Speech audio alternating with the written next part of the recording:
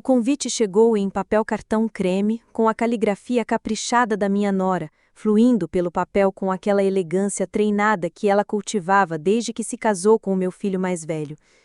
Junte-se a nós para o jantar neste sábado, às 19 horas. Temos algo importante para conversar. Coloquei o cartão sobre o balcão da cozinha, ao lado da pilha de demonstrativos financeiros que eu estava analisando. O patrimônio que meu falecido marido construiu ao longo de 40 anos de investimentos cuidadosos agora valia pouco mais de 2 milhões de reais. A ironia não passou despercebida. Depois de 3 meses de telefonemas raros e desculpas sobre agendas cheias, de repente eles queriam falar comigo. Meu reflexo surgiu na vidraça da cozinha enquanto o entardecer caía sobre minha casa no subúrbio de Campinas. Aos 68 anos, eu ainda mantinha a postura que minha mãe me ensinara décadas atrás. Ombros erguidos, queixo firme, olhar adiante. Mas algo no meu semblante havia endurecido no último ano, desde o funeral de Ricardo, quando comecei a compreender como meus filhos realmente me viam. A casa parecia imensa e oca sem a presença de Ricardo. 42 anos de casamento haviam preenchido cada canto com lembranças, piadas particulares e o silêncio confortável de quem envelheceu junto. Agora, à noite, eu ouvia apenas o zumbido da geladeira e o estalar ocasional da madeira se acomodando. A solidão era quase física, um peso no peito. Eu havia criado Diego e Marcelo para serem homens independentes e bem-sucedidos. Diego, hoje com 42 anos, construiu uma próspera empresa no ramo de desenvolvimento imobiliário. Marcelo, com 39 anos, trabalhava como consultor financeiro, administrando carteiras de clientes abastados. Ambos se casaram com mulheres instruídas, moravam em casas luxuosas e colocaram seus filhos em escolas particulares. Eu deveria me orgulhar, e me orgulhava, até começar a perceber a intenção oculta por trás de seus sorrisos. A noite de sábado chegou com o calor seco que tornava os verões de Campinas quase insuportáveis. Escolhi minha roupa com cuidado, uma blusa de seda azul petróleo que Ricardo sempre elogiava, combinada com calças creme e os brincos de pérola que ele me dera no nosso 20º aniversário. Queria parecer firme e respeitável, não a viúva frágil que eles esperavam. A casa de Diego ficava em um bairro nobre de Barueri, com um paisagismo típico de áreas áridas e arquitetura moderna, revelando o toque caro de arquitetos e designers. Sueli, sua esposa, me recebeu na porta com o seu sorriso ensaiado, dentes alvos, batom impecável e olhos que raramente transmitiam calor verdadeiro. Alice, você está deslumbrante! Ela me deu um beijo no rosto e exalando um perfume caro e adocicado. Entre, os meninos estão na sala. Os meninos. Aos 42 e 39 anos, ainda eram meninos para suas esposas, sempre vistos como alguém a ser cuidado. Segui Sueli pelo hall de piso em mármore, passando por quadros abstratos que provavelmente custaram mais do que os carros da maioria das pessoas. Diego se levantou quando entrei na sala de estar. Seu abraço foi firme, mas comedido, mais para manter as aparências diante da esposa do que por afeto genuíno. Ele herdara a altura de Ricardo, mas não o mesmo calor humano. Onde meu marido fora naturalmente gentil, Diego aprendera a encenar. Marcelo levantou-se do sofá de couro e me cumprimentou com um abraço igualmente vazio. Marlene, sua esposa, sorriu de forma ensaiada do outro lado da sala. "Mãe, você tá ótima", disse Marcelo, já desviando o olhar para o celular, calculando mentalmente alguma coisa. Conversamos superficialmente enquanto bebíamos vinho, sobre o mais recente comitê de caridade de Sueli, a nova certificação de instrutora de yoga de Marlene e as conquistas dos netos nas escolas particulares. Bebi meu chardonnay e assenti nos momentos certos, mas minha atenção estava voltada para as entrelinhas, os olhares trocados entre eles, a maneira como evitavam certos assuntos. O jantar foi servido na sala de refeições formal. Cristais e porcelanas estavam dispostos com a precisão habitual de Sueli. A conversa manteve-se educada, até a sobremesa. Um tiramisu que Sueli jurou ter feito, mas que reconheci como especialidade de um restaurante local caro. Mãe, começou Diego, pousando a xícara de café com cuidado. Queríamos conversar sobre a sua situação de moradia. A pressão no meu peito aumentou. Mantive o semblante neutro. Anos de etiqueta social me ensinaram isso. Murmurei. Sueli inclinou-se para frente, com o sorriso no máximo de intensidade. Estamos tão preocupadas com você, sozinha naquela casa enorme. Não deve ser saudável. Só a manutenção já deve ser exaustiva. Sem contar todos os reparos, o jardim, as contas, completou Marlene com a voz aguda, tentando soar compassiva. Eu cuidara da manutenção daquela casa por 42 anos, administrando uma pequena empresa de contabilidade enquanto criava 2 filhos e mantinha as finanças familiares sob controle meticuloso. Mas, de repente, para minhas noras, eu havia me tornado incapaz. Encontramos a solução perfeita, disse Marcelo, pegando um folheto estrategicamente colocado sobre a mesa. O residencial Jardim Aurora é uma comunidade belíssima para idosos. Tem todo tipo de atividade, torneios de baralho, clubes de leitura, aulas de ginástica. Os olhos de Sueli brilharam. Você vai amar! Tem até noites de bingo! Peguei o folheto. As páginas brilhantes exibiam fotos de modelos grisalhos sorrindo, fazendo artesanato e jogando bocha. Na última página, o valor: R$ 4.800 por mês por um apartamento de 1 quarto, praticamente o mesmo valor do aluguel da minha casa. É realmente o mais sensato, disse Diego, com um tom que deixava claro que a decisão já havia sido tomada. Você teria companhia, atendimento médico, nada de preocupações com manutenção. E pense no patrimônio que liberaria com a venda da casa, acrescentou Marcelo, sem conseguir disfarçar o brilho do consultor financeiro nos olhos.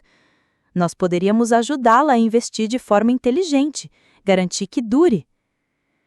O silêncio tomou conta da sala, quebrado apenas pelo som suave do jazz tocando no caro sistema de som de Sueli.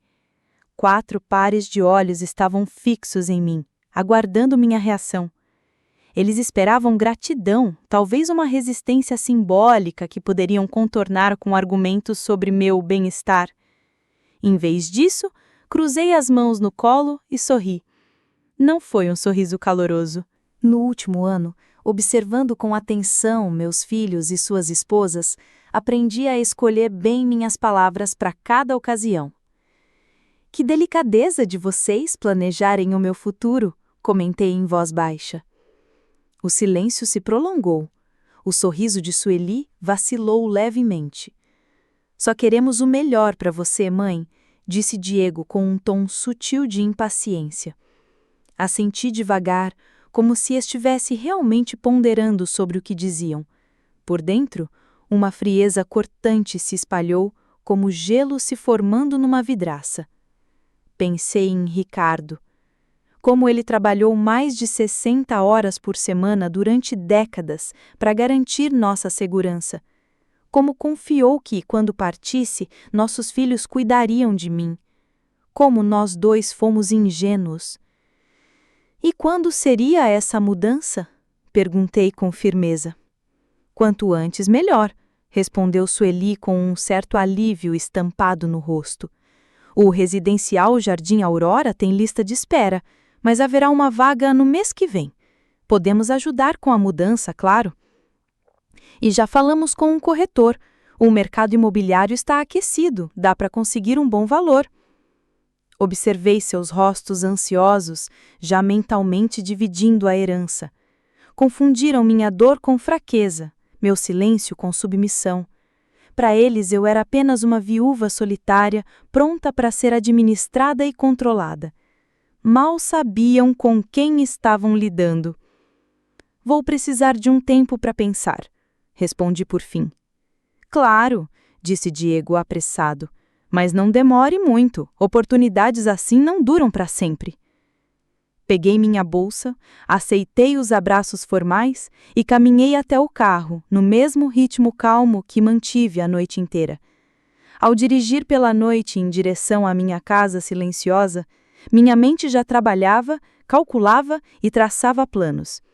Queriam me colocar numa instituição para idosos enquanto se desfaziam do fruto de toda a minha vida de trabalho. Subestimaram-me, o primeiro de muitos erros. Não preguei os olhos naquela noite. Em vez disso, sentei-me na poltrona de couro de Ricardo no nosso escritório, cercada pelos documentos financeiros que eu evitava mexer desde sua morte. Extratos bancários, carteiras de investimentos, escrituras, apólices, tudo resultado de uma vida de planejamento e disciplina. Ao amanhecer, eu tinha um panorama completo da minha situação financeira. Ricardo havia prosperado mais do que eu imaginava. Além da casa, avaliada em cerca de R$ 850 mil no mercado atual, havia investimentos somando R$ 1.300.000, um pequeno imóvel para aluguel em Barueri no valor aproximado de R$ 320 mil, e o dinheiro do seguro de vida, aplicado em certificados de depósito. No total, pouco mais de R$ 2.100.000, o suficiente para viver confortavelmente e ainda deixar uma boa herança, o que, claro, aumentava a impaciência deles. O telefone tocou às 8h30. O visor mostrava o nome de Diego. Mãe, só queria saber como você está depois de ontem. Espero que não tenhamos sobrecarregado você de informações, disse usando aquele tom falso e polido, típico de quem lida com clientes difíceis. De forma alguma, respondi, escolhendo bem cada palavra. Pensei bastante no que você disse. Ótimo! E quais são seus pensamentos? Perguntou, tentando esconder a ansiedade. Acho que pode ter razão sobre a casa ser grande demais para eu cuidar sozinha. Fico feliz em ouvir isso, mãe. É mesmo a decisão prática. Mas gostaria de visitar o residencial Jardim Aurora pessoalmente antes de decidir. Sem problemas. A Sueli pode organizar uma visita. Ela conhece o diretor de lá. Prefiro ir sozinha primeiro para ter minhas próprias impressões. Houve uma pausa. Tem certeza? Pode ser útil levar alguém para fazer as perguntas certas? Sou perfeitamente capaz de fazer minhas próprias perguntas, Diego, respondi, com uma leve firmeza que não deixava dúvidas. Claro, vou pedir para a Sueli passar o contato. Desliguei e fiquei no silêncio da manhã, observando a poeira dançar na luz que entrava pelas janelas do escritório de Ricardo. 42 anos vivendo naquela casa. 42 anos de lembranças em cada cômodo, em cada canto. O escritório ainda guardava a presença dele. Livros de biografias de empresários, manuais de investimentos, uma coleção de histórias da Segunda Guerra que ele nunca terminou de ler. Seus óculos de leitura estavam dobrados sobre a mesa, ao lado de um jogo de palavras cruzadas inacabado, do dia anterior ao infarto. Peguei-os, sentindo nas mãos o desgaste das hastes, marcado pelos dedos que os seguraram milhares de vezes. Se ele estivesse aqui, o que pensaria do comportamento do filho? Ficaria tão surpreso quanto eu? Ou teria percebido sinais que me escaparam? A campainha interrompeu meus pensamentos. Pela janela, vi o BMW de Marcelo na garagem. Mãe, estava passando por aqui e resolvi entrar, disse ele quando abri a porta. Outra mentira. O escritório dele ficava a mais de 30 minutos dali, e aquele não era caminho para lugar nenhum. Que consideração, entre! Ele me seguiu até a cozinha, olhando cada detalhe com o cuidado de um avaliador. Percebi que fazia isso com frequência desde o funeral de Ricardo, como se catalogasse nossos pertences. Aceita um café? Perguntei. Claro, obrigado. Sentei-o à mesma mesa onde ele comia quando criança, onde o pai o ajudava com as lições de matemática e onde comemoramos sua entrada na faculdade. Preparei o café devagar, aproveitando para observá-lo. Marcelo sempre fora mais transparente que Diego. Suas emoções estavam mais visíveis. Hoje, porém, a perna balançava num ritmo nervoso. O Diego comentou que você está considerando a ideia da comunidade para idosos, disse, enquanto eu colocava a xícara diante dele. Estou avaliando todas as possibilidades. Que sagacidade! Muito astuto! Ele tomou um gole de café e observou a cozinha mais uma vez. Aquele espaço guardava inúmeras lembranças. Sei que deve ser difícil pensar em partir. É sim. Mas sabe, mãe, as lembranças não ficam presas às paredes de um imóvel. Elas estão aqui. Ele tocou o peito, num gesto que poderia ter parecido comovente se eu não tivesse notado que olhara ao relógio 2 vezes no último minuto. É assim que você pensa? Com certeza. E, sinceramente, a liberdade financeira que a venda traria poderia melhorar muito o seu estilo de vida. Você poderia viajar, talvez fazer algumas daquelas aulas de pintura que sempre mencionou. Sentei-me à sua frente, percebendo como seus olhos se iluminaram ao falar dos possíveis ganhos. Viajar é tentador. Exato! E a Marlene e eu conversamos. Poderíamos ajudar a administrar o valor obtido com a venda da casa. Afinal, é o que faço profissionalmente. Família deve cuidar de família. Ali estava o verdadeiro motivo da visita.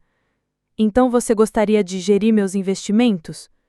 Só se você quisesse, sem pressão, mas acredito que poderia conseguir resultados melhores que qualquer abordagem conservadora que o meu pai utilizava.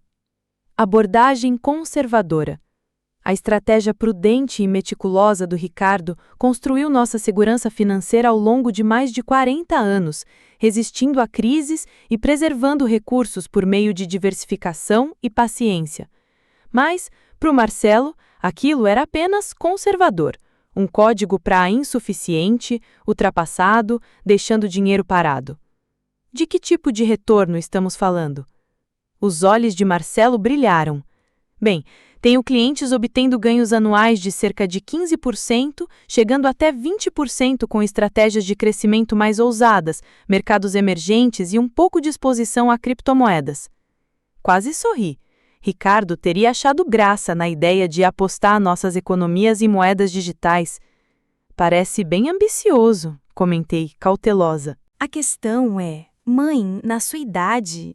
Ele se interrompeu percebendo o deslize. Quero dizer, na sua fase atual de vida, o ideal é que seu dinheiro renda o máximo possível. Ou seja, eu não teria muito tempo para aproveitá-lo. Um calor subiu pela nuca dele, mas o sentido da frase estava claro. Para Marcelo, eu era um ativo em declínio, um obstáculo temporário antes que o patrimônio passasse para a próxima geração.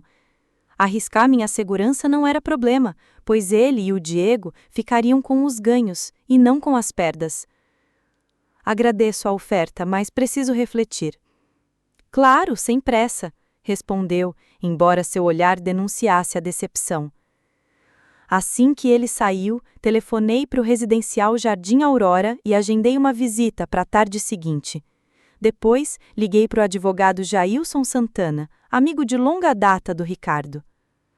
« Ó, Alice, como está? » disse ele assim que a secretária passou a ligação. « Jailson, preciso te fazer uma pergunta hipotética. » Claro. Se alguém quisesse proteger seus bens de uma distribuição antecipada, que opções teria? Houve uma breve pausa. Estamos falando de protegê-los de credores ou de familiares ansiosos por herança? Perguntou com sua habitual perspicácia. A segunda opção. Bem, existem vários caminhos. Trusts irrevogáveis, contas no exterior, certos tipos de anuidades. Tudo depende dos objetivos e da situação.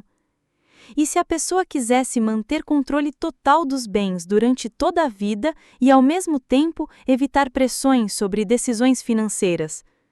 Perfeitamente possível. É algo que recomendo a muitas clientes, principalmente viúvas que recebem conselhos não solicitados de filhos adultos. Não é incomum. Podemos nos encontrar ainda esta semana para falar sobre alternativas específicas? Sim, quinta-feira de manhã serve. Perfeito. E Alice, seja lá o que esteja planejando, saiba que proteger sua autonomia financeira não é egoísmo, é sensatez. A quinta-feira chegou rápido. A visita ao residencial Jardim Aurora na quarta tarde foi exatamente como imaginei.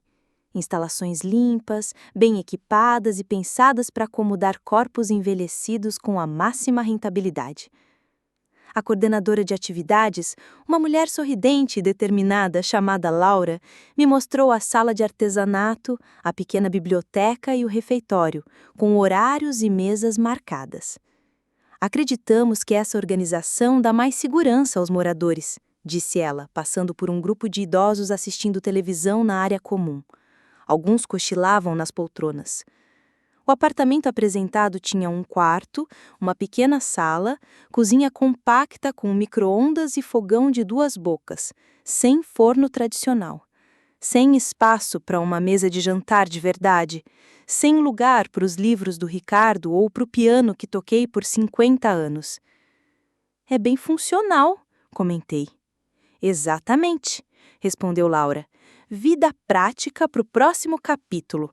Como se tudo antes fosse apenas o prólogo para este ato final de declínio administrado.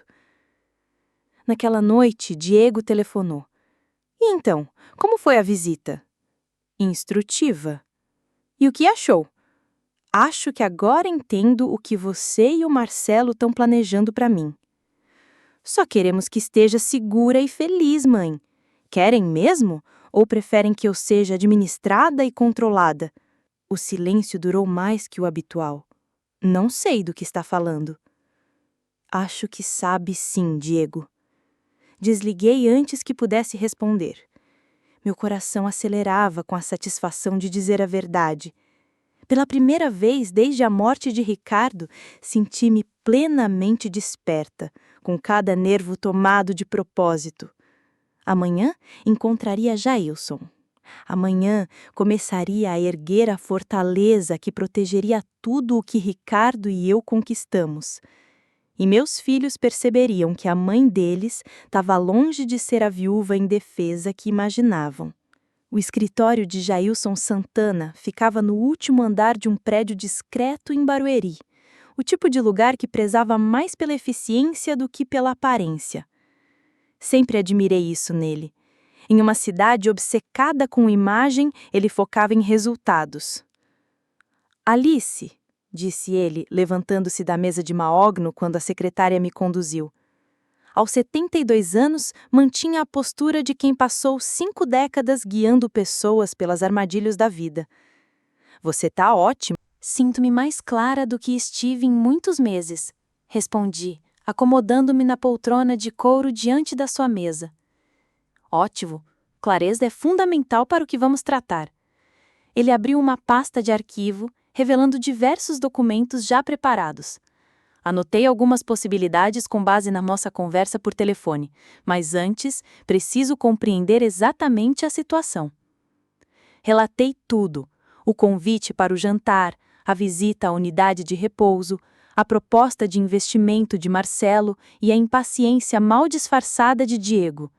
Jailson Santana ouvia sem interromper, apenas fazendo anotações ocasionais em um bloco. Há quanto tempo isso está acontecendo? Perguntou quando terminei. A pressão começou cerca de 6 meses depois do funeral de Ricardo. No início era sutil, comentários sobre a casa ser grande demais, insinuações de que eu estava sobrecarregada, mas no último mês a situação piorou bastante, e até as esposas deles passaram a se envolver. Sueli foi quem organizou o jantar. Marlene apoia a proposta de Marcelo sobre a gestão financeira. Eles se apresentam como um bloco unido. Jailson recostou-se na cadeira com expressão séria. Alice já vi esse tipo de situação muitas vezes. Filhos adultos que enxergam o pai viúvo não como alguém que merece respeito e autonomia, mas como um obstáculo à herança. Isso é legal? Se conseguirem te persuadir a aceitar, sim. É justamente por isso que a pressão psicológica é a arma preferida deles. Eles contam com seu afeto, com seu desejo de evitar brigas familiares e com o seu medo de ficar realmente sozinho. A precisão da análise dele me atingiu. Eles sabiam exatamente quais cordas emocionais puxar. Quais são as minhas opções? Jailson deslizou um papel pela mesa. Primeira opção: criar um fundo irrevogável. Você transfere seus bens para esse fundo, que continuará sob seu comando enquanto estiver viva.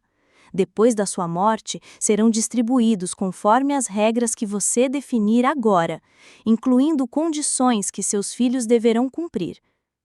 Que tipo de condições? As que você decidir. Demonstrações genuínas de cuidado, respeito à sua autonomia, até mesmo algo simples como manter um contato significativo e não motivado por dinheiro. Analisei o documento, reconhecendo a força da linguagem jurídica. E se eles não cumprirem? Nesse caso, os bens podem ir para instituições de caridade, outros familiares ou qualquer organização que você escolher. A vantagem de um fundo irrevogável é que, depois de criado, ninguém pode forçá-lo a mudar, nem você mesmo, por lei. Segunda opção: um fundo revogável, aliado a uma estratégia financeira que afaste seus ativos do alcance deles, mantendo seu controle. Assim, pressioná-lo seria inútil, pois o dinheiro não poderia ser distribuído antes do tempo em nenhuma circunstância. E a terceira opção, disse ele, sorrindo, de modo quase travesso, é a opção nuclear. Você liquida tudo, transfere os bens para o exterior e desaparece. Recomeça a vida onde quiser, nos seus próprios termos. A expressão opção nuclear ressoou fundo em mim. Era um desejo de liberdade plena, reprimido por décadas para preservar a paz familiar. Fale mais sobre essa terceira alternativa. Há países com impostos favoráveis, bons sistemas de saúde e fortes proteções jurídicas para residentes estrangeiros. Portugal, por exemplo, oferece um excelente visto de aposentadoria. Costa Rica, algumas regiões da Espanha, continuei, percebendo a firmeza na minha voz. Portugal.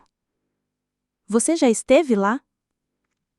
Ricardo e eu passamos nossa lua de mel em Portugal há 42 anos. Sempre falamos que voltaríamos, mas nunca voltamos. Sempre havia um motivo para adiar: compromissos com o menino, obrigações do trabalho, a inércia confortável da rotina. Enquanto ele descrevia, visualizei casas brancas com vista para o mar, feiras cheias de peixe fresco e frutas, cafés onde eu poderia ler sem que ninguém me reconhecesse como mãe ou viúva de alguém. Quanto tempo levaria para preparar tudo? Se estiver falando sério, cerca de 6 semanas para a papelada do visto, agilizando ao máximo. Mais 2 semanas para abrir contas, cuidar das transferências, 8 semanas no total. 8 semanas para desmontar uma vida e reconstruí-la longe de filhos manipuladores e noras calculistas. Quero explorar essa opção. Tem certeza? É um passo drástico. Você estaria deixando para trás tudo o que conhece. Tudo o que eu conheço está sendo envenenado pelo comportamento deles, interrompi. Jailson, eles não vão parar. Só vão descansar quando eu estiver numa instituição e eles controlarem meu dinheiro. Não vou passar o resto da vida como um bem administrado. Ele me observou por alguns segundos. A decisão é sua, mas preciso saber, isso é vingança ou é recuperar sua vida? Não pode ser os dois? Ele sorriu. Nesse caso, vamos aos detalhes. Passamos as próximas 2 horas planejando minha fuga com precisão militar. Jailson criaria um fundo fiduciário privado nas Bahamas, totalmente legal, mas intocável para qualquer outra pessoa.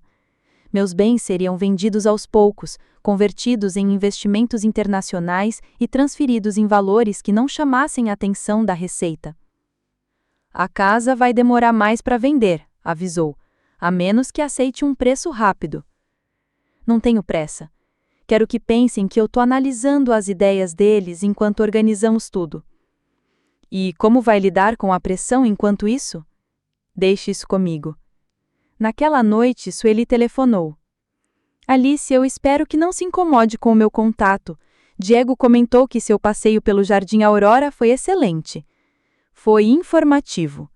Que bom! Eu estava pensando, você gostaria que eu marcasse uma segunda visita? Talvez pudéssemos ir juntas desta vez e eu pudesse te apresentar alguns dos moradores. Eles são pessoas muito agradáveis, sempre bem cuidadas e com a vida organizada. Vivem de forma independente, mas com atividades programadas e socialização supervisionada. Isso é muito gentil, Sueli, mas ainda estou assimilando tudo. Claro, claro, essas decisões exigem tempo, mas espero que você não demore muito. Eu odiaria que não perdesse essa oportunidade. Depois de desligar, servi-me de uma taça do vinho caro que Ricardo estava guardando para uma ocasião especial que nunca chegou. Sentei-me na poltrona dele, cercada por seus livros, e comecei minha própria lista.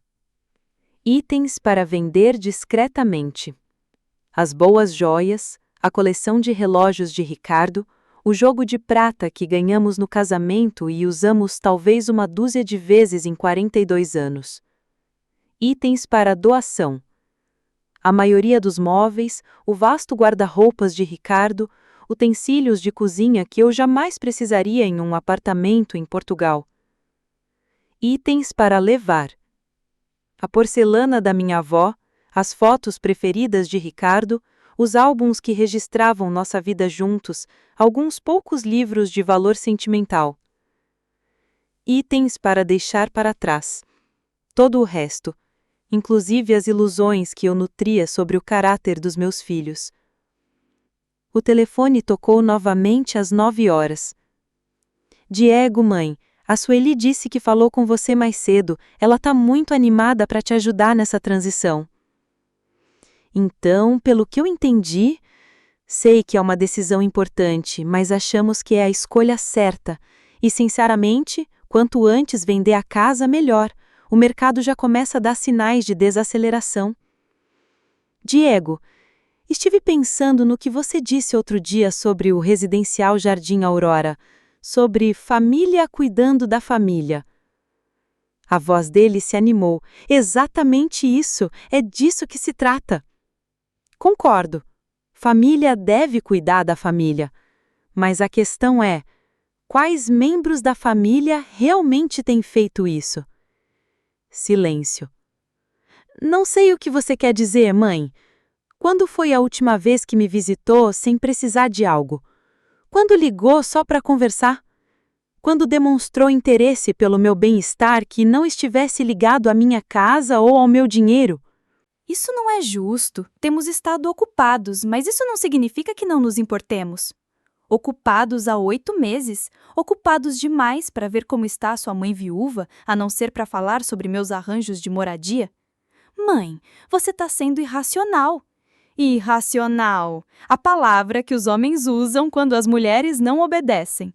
Talvez eu esteja, ou talvez esteja finalmente sendo irracional depois de 68 anos de razoabilidade. Desliguei antes que ele pudesse responder. No silêncio que se seguiu, senti algo mudar dentro de mim, um afrouxamento de laços que eu nem percebia serem tão apertados. Por décadas, priorizei a harmonia em vez da sinceridade, a paz em vez da verdade. Engoli pequenas ofensas para evitar conflitos maiores. Aceitei desrespeito disfarçado de preocupação. Chega. Fui até a mesa de Ricardo e peguei as revistas de viagem que ele colecionara ao longo dos anos, repletas de fotos de lugares que planejávamos visitar. Portugal se destacava por suas praias ensolaradas, cidades históricas e vilarejos pacatos onde a vida corria sem pressa. Esse um dia havia chegado, mas antes eu tinha uma apresentação a fazer. Ela começou na manhã seguinte com um telefonema para Diego. Pensei na nossa conversa de ontem, falei com um tom calculadamente incerto. Talvez eu esteja na defensiva. Mãe, eu entendo que é muito para lidar. É, mesmo. Tudo parece mais complicado sem o seu pai. Acho que preciso de mais ajuda do que estou disposta a admitir. O alívio na voz dele foi evidente. É natural. O pai cuidava de muitas coisas que você nem percebia. O Ricardo, por exemplo, cuidava do jardim e da manutenção do carro. Eu já administrava todo o resto: investimentos, impostos, finanças da casa, compromissos sociais, logística familiar, mas deixei que Diego acreditasse na versão dele. Você e o Marcelo poderiam se encontrar comigo neste fim de semana para conversarmos sobre algumas mudanças? Claro, no sábado à tarde, na sua casa, podemos ver os detalhes. Perfeito! Nos 3 dias seguintes, desempenhei meu papel com a precisão digna de um prêmio. Fiz perguntas hesitantes a Sueli sobre o esquema de refeições do residencial Jardim Aurora. Mencionei a Marlene como a manutenção da casa estava se tornando um peso. Liguei para Marcelo para pedir conselhos de investimento, deixando-o me explicar conceitos como juros compostos fingindo desconhecimento. Enquanto isso, Jailson Santana agia com disciplina militar. Documentos preparados, contas identificadas para transferência, contatos com bancos e imobiliárias em Portugal. Tudo avançava como uma coreografia de filme de assalto, cada passo planejado para não levantar suspeitas. O segredo, explicou Jailson numa das reuniões discretas, é fazer as transferências parecerem comuns. Começaremos com valores pequenos, dividendos, vencimentos de certificados que já estavam programados, nada que chame atenção se alguém estiver monitorando suas contas. Estão monitorando minhas contas? Marcelo é consultor financeiro. Se for tão calculista quanto você diz, provavelmente tem formas de acompanhar suas movimentações. Não é ilegal se você lhe deu acesso, mesmo que informal. A ideia de que Marcelo pudesse estar me espionando não me chocou. Apenas confirmou o que eu já suspeitava. Na sexta-feira à tarde, recebi uma visita inesperada. Minha irmã, Ana, que vivia em Campinas e raramente viajava, apareceu à minha porta com expressão preocupada. Alice, estou preocupada com você. Ana, que surpresa! Entre! Ela me seguiu até a sala, observando cada detalhe com o mesmo olhar avaliador que eu já vira nos meus filhos. Diego me ligou, disse que está preocupado por você morar sozinha e, sinceramente, depois de conversar com ele, eu também estou. Então eles já recrutaram reforços. O que exatamente ele te contou? Que você tem passado dificuldades desde que Ricardo morreu, que está sobrecarregada com a casa, confusa com finanças e resistente à ajuda. Ele acha até que você pode estar com problemas de memória. Problemas de memória, a acusação clássica para descredibilizar mulheres mais velhas que não se dobram. E o que você acha, Ana? Ela me olhou com atenção. Você parece bem. Talvez um pouco mais magra, mas isso é normal depois de perder o marido. A conversa de vocês está bastante clara. Então, por que você veio até aqui? Porque o Diego foi extremamente convincente. Ele pintou a imagem de uma irmã que estava se deteriorando rapidamente e era orgulhosa demais para admitir. Ele disse: "Você anda tomando decisões impensadas." Falou sobre vender a casa e se mudar para um lugar absurdo. Absurdo? Perguntei. Ele mencionou o Salvador. Isso seria totalmente inviável. Servi chá para nós duas, aproveitando para pensar na resposta. Ana tinha boas intenções, mas sempre fora vulnerável à influência masculina, mais propensa a acreditar nos meus filhos do que nas próprias percepções. E se não for inviável? Questionei. E se for exatamente o que preciso? Mas por que tão distante? Não seria melhor um lugar mais próximo para que a família possa ajudar caso precise? Porque a família não está ajudando Ana. A família está tentando controlar. Ela pousou a xícara de chá com um leve tilintar. Isso não é justo. Seus filhos são homens bem-sucedidos que querem cuidar da mãe. Meus filhos são homens bem-sucedidos que querem administrar a herança enquanto eu ainda estou viva, para facilitar o trabalho deles. Alice, como pode dizer uma coisa dessas? Porque é a verdade. Eles só me procuram quando querem algo. Não me visitam sem um motivo específico. Passaram 8 meses tentando me convencer de que sou incapaz para justificar assumir o controle das minhas finanças. O rosto de Ana se ruborizou. Você está sendo paranoica? Estou. Quando foi a última vez que o Marcelo te ligou apenas para conversar? Ou que o Diego te visitou sem falar da sua moradia ou do seu dinheiro? Isso é diferente. Eu não sou viúva, não preciso. Exatamente. Você não precisa de um tutor, então eles não se preocupam. Vi a verdade atingir Ana como um golpe. Percebi nos olhos dela o reconhecimento de que o interesse do sobrinho por mim não vinha de afeto, mas de vantagens financeiras. "E o que vai fazer?" perguntou baixinho. "Vou viver do meu jeito, pelo tempo que me resta. E se for um erro, então será o meu erro." Depois que Ana foi embora, confusa, preocupada, mas sem argumentos contra minha lógica, telefonei para o Jailson Santana. "Como estão os preparativos?" "Melhor que o esperado. A confiança está garantida, o pedido de visto português segue em andamento e já encontrei uma empresa especializada em administração de imóveis para expatriados brasileiros. Você pode estar instalada em Portugal em 6 semanas, se decidir seguir." "Já decidi." "Faça." "Alice, tem certeza absoluta? Assim que iniciarmos as transferências de ativos, não haverá volta sem complicações." "Jailson, passei os últimos 3 dias fingindo ser a viúva confusa e frágil que meus filhos querem que eu seja. Cansei de interpretar fraqueza para não ferir os sentimentos deles. Comece as transferências." Aquele sábado chegou cinzento e fechado, incomum para Campinas em outubro. Diego e Marcelo chegaram juntos, carregando blocos de anotações e com um semblante de quem se prepara para um negócio difícil. Sueli e Marlene também vieram, sem convite, mas sem serem indesejadas. Eu queria testemunhas do que iria acontecer.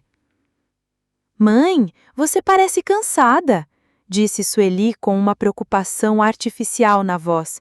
"Está dormindo bem?" "O suficiente." Nos reunimos na sala de estar, o mesmo espaço onde Ricardo e eu comemoramos inúmeros natais, aniversários e outros momentos marcantes.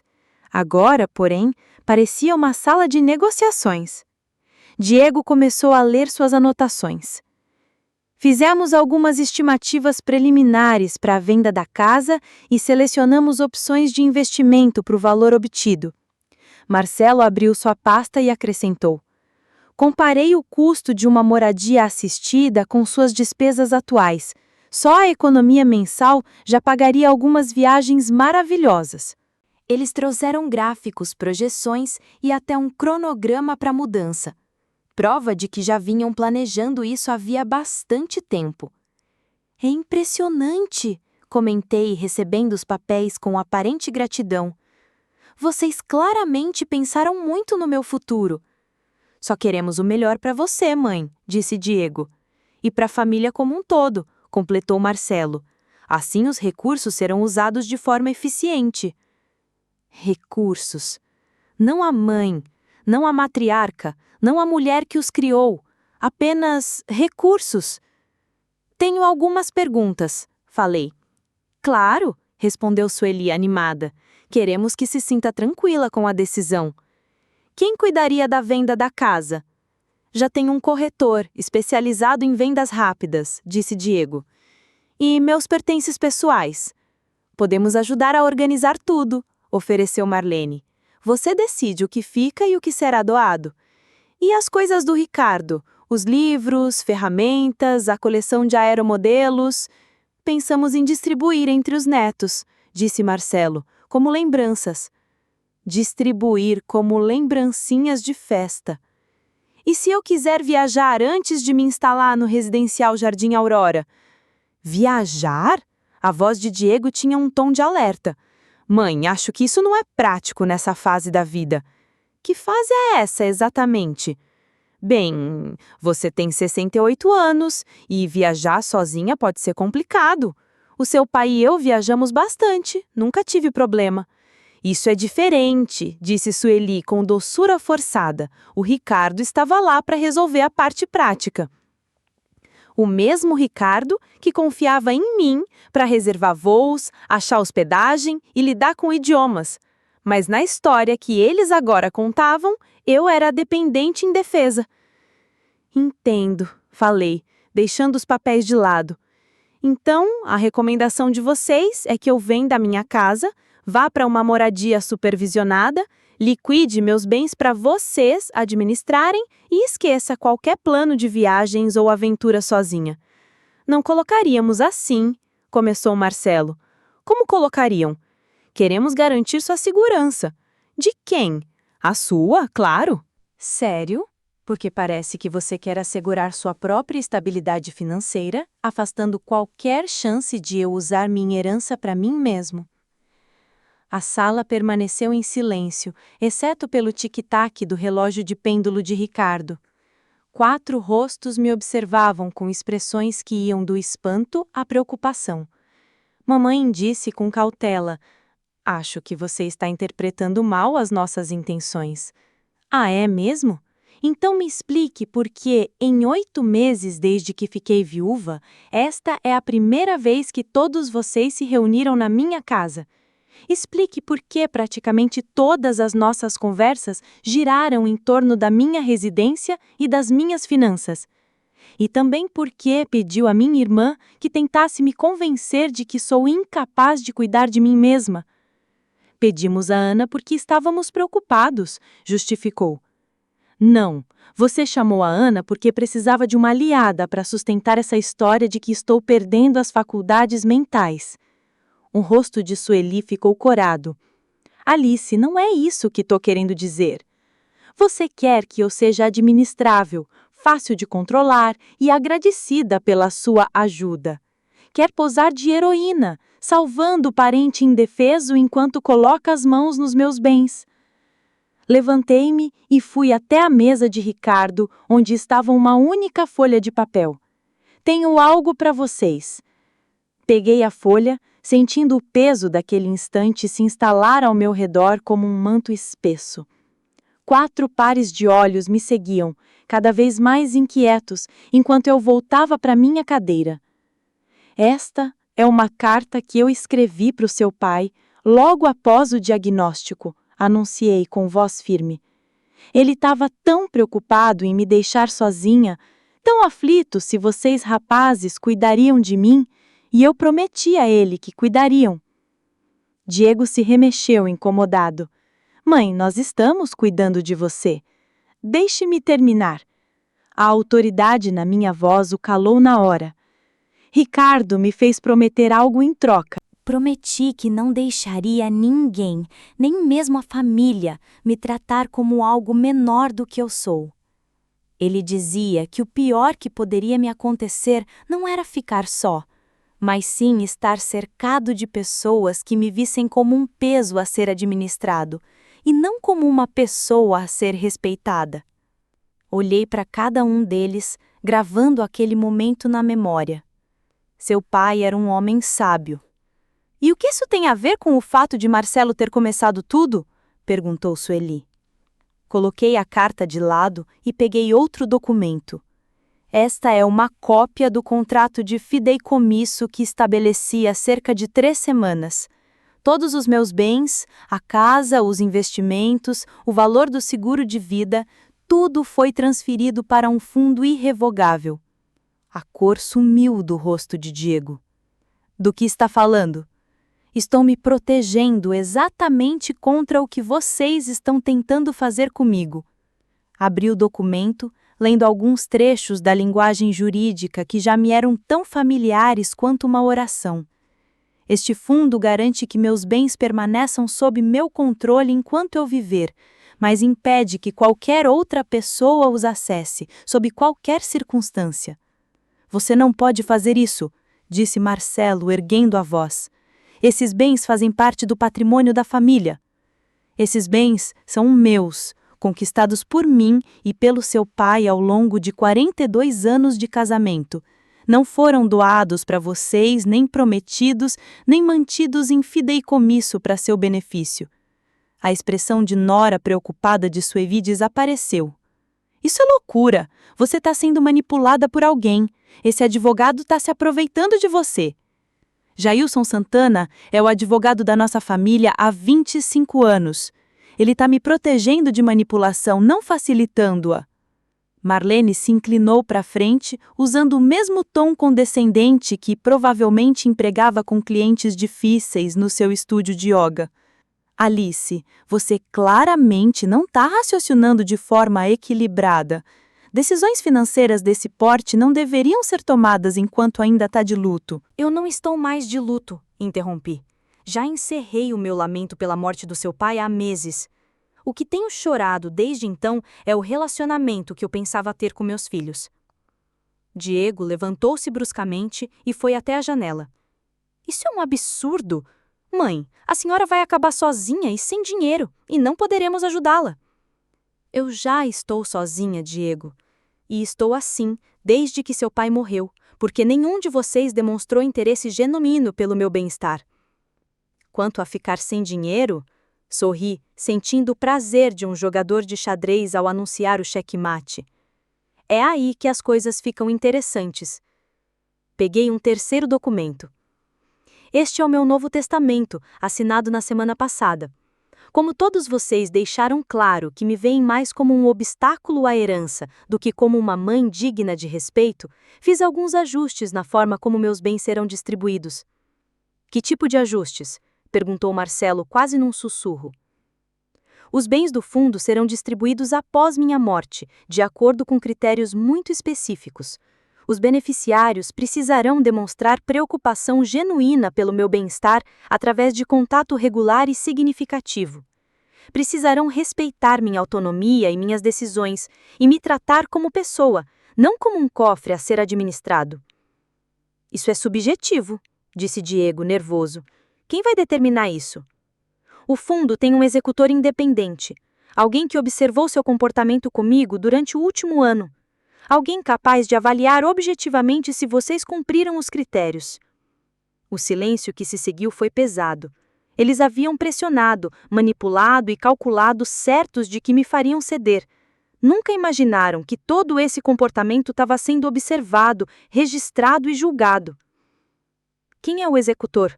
Quer saber Sueli. Alguém que viu vocês diminuírem minhas capacidades, me pressionarem a tomar decisões e me tratar como um problema a ser resolvido, e não como uma pessoa a ser valorizada. Levantei-me e fui até a lareira, onde a fotografia de Ricardo parecia sorrir para os destroços do que antes fora uma reunião de família. Mas aqui vem a parte mais interessante. O fundo não apenas me protege da manipulação de vocês, mas também me livra de ter que suportar mais essa falsa preocupação. Como assim? Perguntou Marlene. Virei-me para encará-los, sentindo-me mais leve do que em muitos meses. Quero avisar que a partir da próxima terça-feira estarei totalmente fora do seu alcance. Vai se mudar para o residencial Jardim Aurora? Perguntou Diego com um tom esperançoso. Não, Diego. Estou indo para Portugal. As palavras pairaram no ar como uma explosão silenciosa. 4 rostos me encararam, todos com a mesma expressão de espanto e incredulidade. Portugal? Repetiu Marcelo. Comprei uma casinha com vista para o mar, o mesmo mar por onde seu pai e eu caminhamos durante nossa lua de mel há 42 anos. Você não pode simplesmente morar em Portugal, gaguejou Sueli. Você não fala a língua, não conhece ninguém lá. Eu falo o português de Portugal o bastante para me virar e vou aprender ainda mais. Quanto a conhecer pessoas, farei isso como sempre se fez, conversando, convivendo. É impressionante o quanto se pode conquistar quando não se é tratado como uma criança incapaz. O rosto de Diego passou do pálido ao vermelho. Isso é vingança. Você está fazendo isso para nos castigar. Não, Diego. Estou fazendo para me salvar. O castigo é consequência dos seus próprios atos. Salvar-se de quê? Perguntou Marcelo. De passar meus últimos anos sendo administrada por pessoas que me veem como um peso. De ficar confinada em uma instituição enquanto você desfaz o trabalho de toda a minha vida. De fingir gratidão pela sua ajuda, enquanto, na verdade, vocês me tiram, pouco a pouco, a dignidade e a liberdade. Fui até a janela e encarei a paisagem árida que chamei de lar por mais de 4 décadas. Nessas últimas semanas percebi algo. Seu pai não me deixou sozinha. Ele me deixou livre. Livre para fazer minhas próprias escolhas, buscar meus próprios sonhos, viver minha própria vida. Mas vocês não suportaram isso, não é? Precisavam de mim sob controle, obediente, agradecida. Queríamos ajudar, disse Marlene com a voz quase sumindo. Não, vocês queriam ajudar a si mesmos, respondi. Queriam garantir a casa, os bens e a tranquilidade que vem de saber que a herança está assegurada e que a mãe está bem guardada. Caminhei até a mesa de Ricardo e peguei um envelope pardo. Aqui estão cópias de todos os documentos legais, junto com o contato do Jailson Santana. Vocês até podem tentar contestar o fundo, mas aviso, irrevogável significa irrevogável. Os bens estão fora do alcance de vocês, não importa o que aconteça comigo. Quando? Perguntou Diego, a voz embargada. Meu voo parte na terça pela manhã. A casa será colocada à venda na quarta. A renda será doada a instituições que apoiam a independência dos idosos e combatem o abuso contra eles. Abuso de idosos? A voz de Sueli soou quase num grito. Nunca abusamos de você! Exploração financeira, manipulação emocional, enfraquecimento gradual da minha autonomia, como você chamaria isso? Marcelo afundou na cadeira como se tivesse levado um golpe. Mãe, nós te amamos, estávamos apenas tentando proteger você. Amor não é conspirar para tirar os bens de alguém. Amor não é tentar internar uma pessoa contra a vontade dela. Amor não é reunir familiares para sustentar uma narrativa de incapacidade. Olhei para eles pela última vez. 4 pessoas que me forçaram a escolher entre a minha dignidade e a aprovação deles. Eu escolhi a dignidade. A sala se encheu de protestos, súplicas e acusações. Diego exigiu que eu reconsiderasse. Marcelo ameaçou entrar na justiça. Sueli me chamou de rancorosa. Marlene previu que eu morreria sozinha e arrependida. Ouvi tudo com a serenidade de quem já havia partido por dentro. As palavras deles já não me atingiam, porque eu não dependia mais da aprovação deles nem temia sua reprovação. Preciso terminar de arrumar minhas malas, disse, quando o barulho das vozes foi se apagando. O Jailson tem o contato de vocês caso precisem de algo. Um a um, foram embora. Sem abraços, sem lágrimas, sem promessas de me visitar em Portugal. A partida deles só confirmou o que já sabia havia meses. A preocupação deles nunca foi comigo, e sim com o que eu representava para o futuro financeiro deles.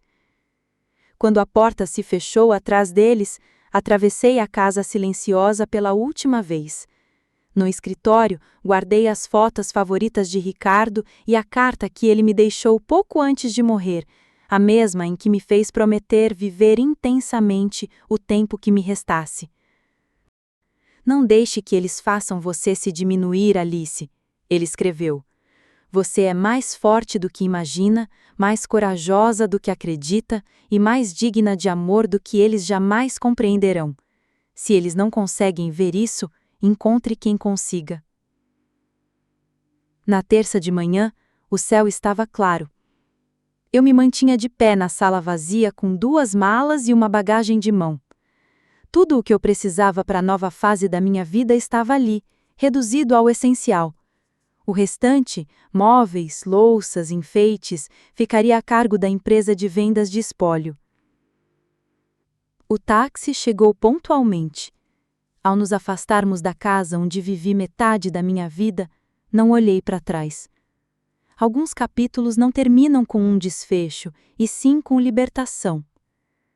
No aeroporto, comprei um cartão postal mostrando Porto ao pôr do sol. Escrevi com cuidado, a letra firme apesar da excitação. A comida aqui é melhor, tudo maravilhoso. Não assinei. Não era necessário, eles saberiam. Quando o avião decolou, levando-me rumo ao oceano que sonhava rever há 40 anos, senti a presença de Ricardo ao meu lado, não como luto, mas como aprovação. Eu finalmente estava cumprindo a promessa que havia feito a ele: jamais permitir que alguém me tornasse menor do que eu sou. Lá embaixo, o deserto se estendia sem fim, belo, severo e impiedoso com quem subestima sua força. Exatamente como eu.